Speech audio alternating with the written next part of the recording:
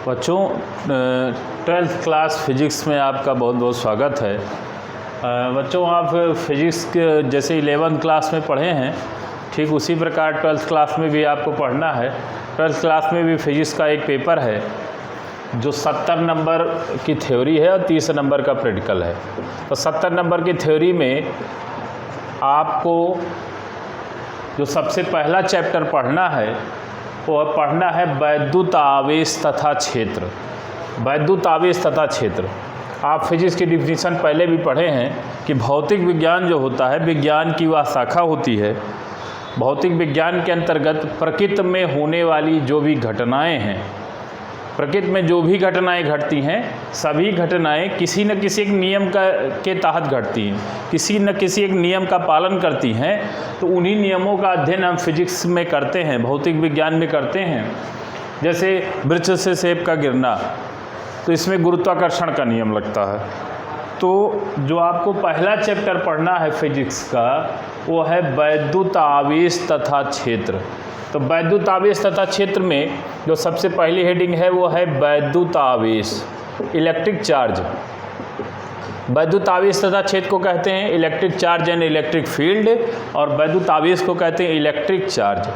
तो आवेश के बारे में हम बताते हैं। आवेश को कहते हैं कि जब अंबर नामक पदार्थ को रेशम के टुकड़े से रगड़ते हैं, अंबर नामक पदार्थ को रेशम के टुकड़े से रगड़ते हैं और रगड़ने के पश्चात हम पदार्थ के समीप या क्षण के समीप जो है हल्की वस्तुएं ले जाते हैं। हल्की वस्तुओं में मानते हैं जैसे कागज़ का टुकड़ा, कागज़ का तिनका हो, बाल का टुकड़ा हो, तो ले जाने पर तो ये जो पदार्थ होगा या क्षण जो होगी, ये हल्की वस्तुओं को अपनी ओर आकर्षित कर लेगी। तो माना जाएगा कि क्षण जो है वैद्युतमय हो गई है, अर्थात क्षण में आवेश का प्रवाह शुरू हो गया है, क्षण आवेशित तो हो गई है। तो आवेश दो प्रकार के होते हैं, धनात्मक आवेश, ऋणात्मक आवेश। पॉजिटिव चार्ज और निगेटिव चार्ज, दो प्रकार के चार्ज होते हैं। और अगर सेम चिन्ह वाले दो चार्ज हों तो इनको कहेंगे सजातीय आवेश।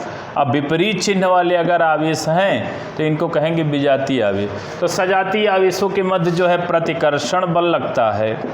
आपको बताए कि जब हम दो वस्तुओं को आपस में रगड़ते हैं और रगड़ने के पश्चात किसी एक वस्तु के समीप हल्की वस्तु ले जाते हैं, तो वह वस्तु जो है हल्की वस्तु को अपनी ओर आकर्षित कर लेती है। तो आकर्षित का मतलब एक प्रकार का बल लगाती है।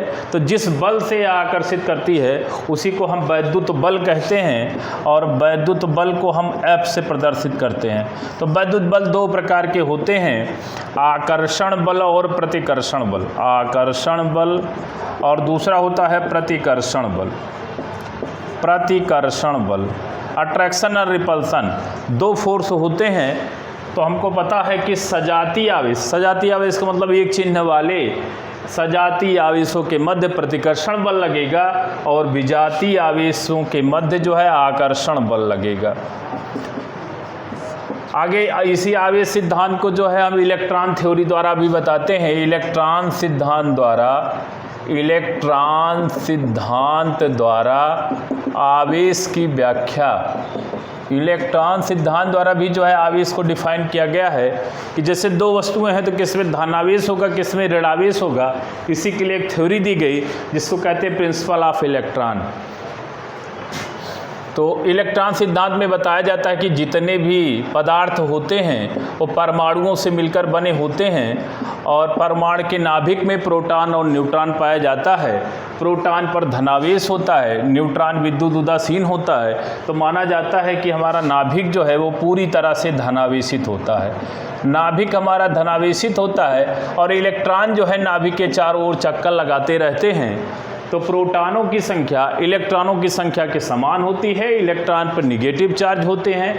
तो जब किसी कारणवश जो है एक इलेक्ट्रॉन जो है परमाणु से वस्तु से निकल जाते हैं, तो वह वस्तु जो है धनावेशित हो जाती है। और जब इलेक्ट्रॉनों की अधिकता हो जाती है, जब किसी कारणवश जो है इलेक्ट्रॉनों की अधिकता हो जाती है, तो वह वस्तु जो है ऋणावेशित हो जाती है। तो हमको पता होना चाहिए कि इलेक्ट्रॉनों की अधिकता जो है वो ऋण आवेश को प्रदर्शित करेगा। ऋण आवेश, इलेक्ट्रॉनों की अधिकता जो है ऋण आवेश को प्रदर्शित करेगा और इलेक्ट्रॉनों की कमी जो है वो धन आवेश को प्रदर्शित करेगा। एक फार्मूला होगा इलेक्ट्रॉनों की कमी या अधिकता को एक सूत्र द्वारा प्रदर्शित करेंगे, Q बराबर Ne। जैसे आपको पता है कि क्लोरीन में Cl में जब इलेक्ट्रॉनों की कमी होती है तो बनता है, इलेक्ट्रॉनों की अधिकता होती है तो बनता है Cl माइनस। तो हमको पता होना चाहिए कि इलेक्ट्रॉनों की अधिकता जो है ऋणावेश को प्रदर्शित करेगा और इलेक्ट्रॉनों की कमी जो है वो धनावेश को प्रदर्शित करेगा। जैसे मान लीजिए किसी वस्तु में 500 इलेक्ट्रॉन बाहुल्य हैं, बाहुल्य का मतलब अधिक हैं, तो अधिक का मतलब ये हुआ कि वह वस्तु जो है ऋणावेशित होगी। तो इलेक्ट्रॉन सिद्धांत द्वारा बताया जाता है कि कौन सी वस्तु धनावेशित है, कौन सी वस्तु ऋणावेशित है। तो कहते हैं जिसमें इलेक्ट्रॉन की अधिकता होगी वह वस्तु ऋणावेशित होगी और जिसमें इलेक्ट्रॉन की कमी होगी वह वस्तु जो है धनावेशित होगी। ठीक इसी प्रकार सोडियम में जो है, सोडियम में एक इलेक्ट्रॉन की कमी होती है तो Na+ बनता है। तो इलेक्ट्रॉनों की अधिकता या कमी को हम एक सूत्र होता है जिसको कहते हैं Q बराबर N इंटू ई। Q बराबर Ne द्वारा हम निकालते हैं कि कितने इलेक्ट्रॉन अधिक हैं कि कितने इलेक्ट्रॉन कम हैं। N जो है इलेक्ट्रॉनों की संख्या होता है और E को इलेक्ट्रॉन कहते हैं। इलेक्ट्रॉन पर आवेश आपको पता है 1.6 × 10⁻⁻19 कूलाम। तो आवेश का मात्रक कूलाम होता है। आवेश को चार्ज कहते हैं और इसे Q से प्रदर्शित करते हैं। आवेश का SI मात्रक जो है वो कूलाम होता है। तो जैसे बताएं कि सजातीय आवेशों के मध्य, समान चिन्ह वाले आवेशों के मध्य जो है प्रतिकर्षण बल लगता है और विपरीत चिन्ह वाले आवेशों के मध्य आकर्षण बल लगता है।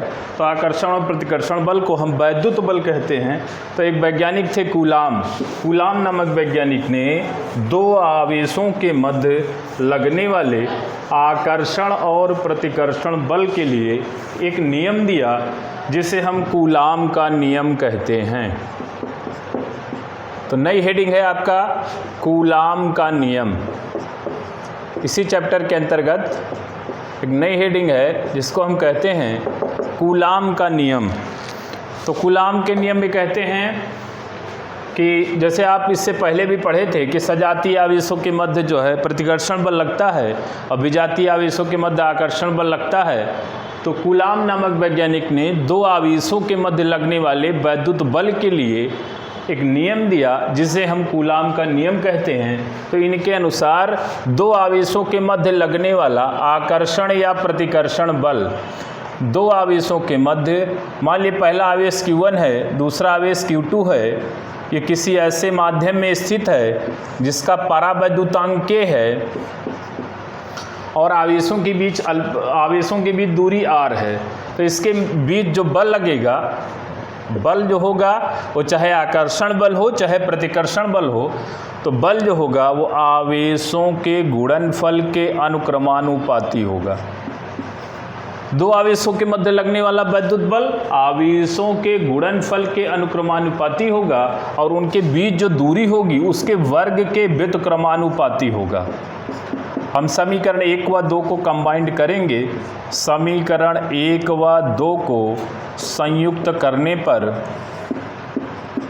कंबाइंड करेंगे तो इसी को लिख सकते हैं F प्रोपोर्शनल Q1 Q2 बटे R²। आपको पता अनुक्रमानुपाती चिन्ह हटाते हैं, कांस्टेंट लगाते हैं। कांस्टेंट को लिखेंगे 1/4 pi epsilon not into K Q1 Q2 बटे R²।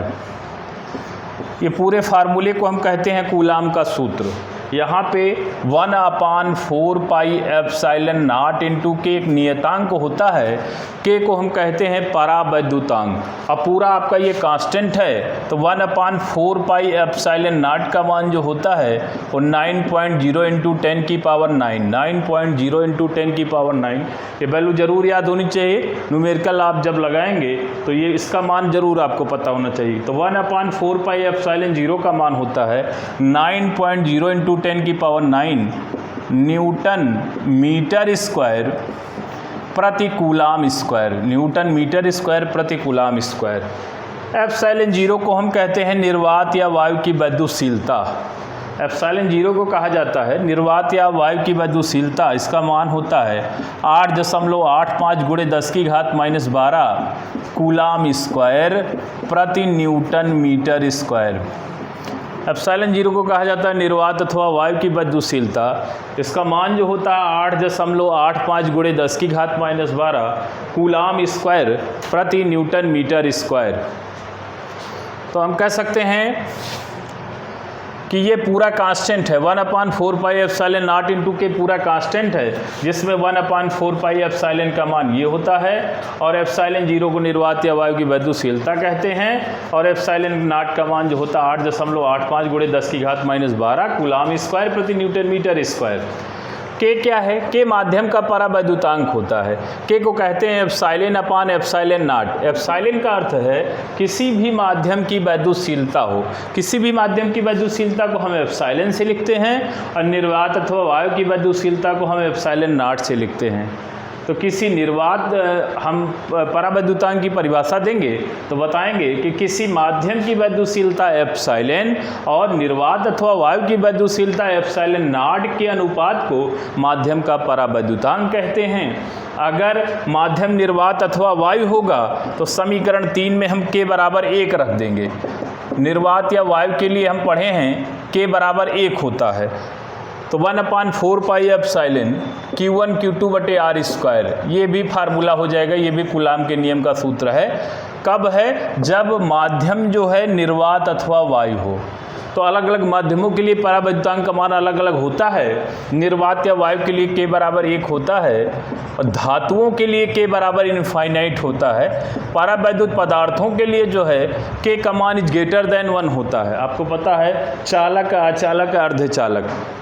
अचालक को ही हम परावैद्युत पदार्थ कहते हैं जिसमें आवेश का प्रवाह ना हो, ऐसे पदार्थ परावैद्युत पदार्थ कहलाएंगे।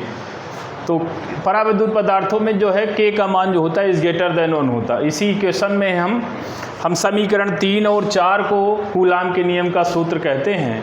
अब समीकरण 3, 4 से ही हम एप्सिलॉन नॉट का बीमीय सूत्र निकालेंगे। एप्सिलॉन नॉट का नाम आप सुने हैं, जिसे कहते हैं निर्वात या वायु की वैद्युशीलता। तो हम समीकरण 4 से लिख सकते हैं एप्सिलॉन नॉट का बीमीय सूत्र। एप्सिलॉन नॉट का बीमीय सूत्र इसी फार्मूले से समीकरण 4 से हम निकालेंगे तो लिखेंगे F = 1/4 pi epsilon not Q1 Q2 बटे R स्क्वायर। तो यहीं से हम लिख सकते हैं 4 पाई एप्सिलॉन, या एप्सिलॉन बराबर आप लिख सकते हैं, क्या लिख सकते हैं? एप्सिलॉन बराबर लिख सकते हैं Q1 × Q2 और बटे में 4 पाई × FR स्क्वायर। तो आवेश आप पढ़े हैं, आवेश को Q से लिखते हैं, एक सूत्र होता है Q बराबर I × T। तो जो Q1 का बीमीय सूत्र होगा Q बराबर I × T का मतलब क्या हुआ? I का बीमीय सूत्र A और समय का बीमीय सूत्र T, तो Q का बीमीय सूत्र AT। तो जो Q का होगा वही Q1 का होगा, तो Q1 का बीमीय सूत्र होगा AT और वही बीमीय सूत्र Q2 का भी होगा, Q2 का बीमीय सूत्र AT। और 4 पाई कांस्टेंट है, कांस्टेंट का बीमीय सूत्र कुछ नहीं होता। आपको पता है कि बीमाहीन राशि है और बल का बीमीय सूत्र mLT-2 आप पढ़े हैं 11th क्लास में। बीमीय सूत्र आपको बताया गया है, उसी फार्मूले का तहत जो है हम इसको लिख सकते हैं A2T2 और लिख सकते हैं mL3T-2। तो यहीं से हम इसको सॉल्व करेंगे तो क्या लिख सकते हैं? लिख सकते हैं M-1 L-3T4 A2। ये एप्सिलॉन नॉट का बीमीय सूत्र होता है। आपसे 1 नंबर में पूछा जा सकता है कि एप्सिलॉन नॉट का बीमीय सूत्र आप याद करिए। तो एप्सिलॉन नॉट का बीमीय सूत्र होता है M-1 L-3T4 A2।